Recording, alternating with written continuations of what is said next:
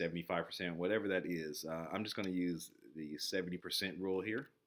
And you just type in 70 and it'll go ahead and fill that in for you. And keep in mind that this page here populates throughout the entire workbook, so that way you don't have to worry about filling this information in later. Once you fill it in here on this company information page, it'll just populate throughout. The next tab is your subject property tab. So this is where you will go in and fill out information about the property that you are currently looking at. And let's start at the top here. So we have your exit strategy. So this is, are you going to be wholesaling it, fixing and flipping it, buying and hold? And as of right now, the only thing I currently have in version 1 is wholesale.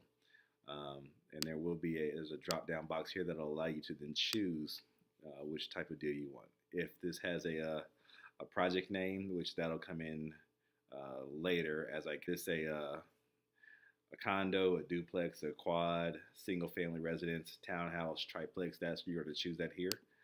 For that, I'm just going to choose single family residence. Your seller's name, you'll type that in here.